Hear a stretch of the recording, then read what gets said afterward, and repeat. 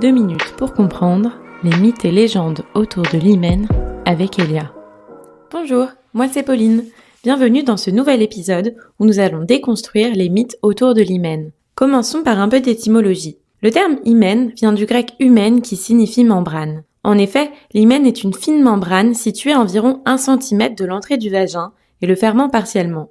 L'hymen n'a absolument aucun rôle physiologique.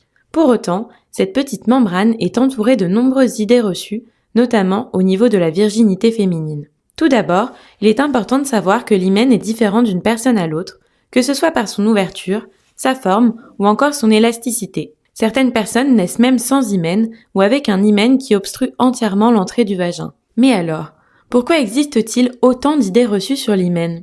Au cours de l'histoire, l'hymen a souffert de nombreux mythes et croyances, notamment au sujet de la virginité féminine. Beaucoup de cultures pensent encore que la rupture de l'hymen signe la fin de la virginité et engendre des saignements. Or, hymen et virginité n'ont aucun lien. En effet, certains hymens se rompent en l'absence de pénétration, alors que d'autres ne se déchirent jamais.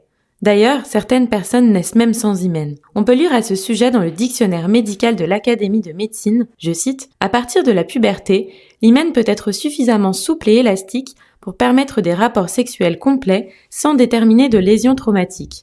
Son intégrité n'est donc pas synonyme de virginité. » Pour autant, de nombreuses femmes, du fait de ces croyances, ont subi des tests de virginité qui consistent à faire vérifier par un professionnel de santé que l'hymen est encore intact ou bien de vérifier la présence de taches de sang sur les draps après la nuit de noces. Pour anticiper le résultat de ce test de virginité, certaines personnes ont d'ailleurs eu recours à l'hyménoplastie qui permet une restauration définitive de l'hymen.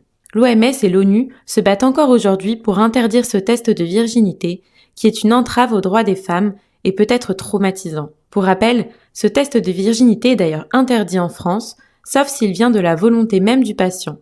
Par exemple, pour aider à se reconstruire après un traumatisme comme un viol. Et puis enfin, cette idée réduit la sexualité à un acte pénétratif phallocentré. Or, le début de la vie sexuelle peut passer par la masturbation ou des actes sexuels non pénétratifs, peu importe l'orientation sexuelle de la personne. Merci de nous avoir écoutés. Maintenant, vous avez toutes les cartes en main pour changer les règles du jeu. Si cet épisode vous a plu, n'hésitez pas à le partager. À bientôt!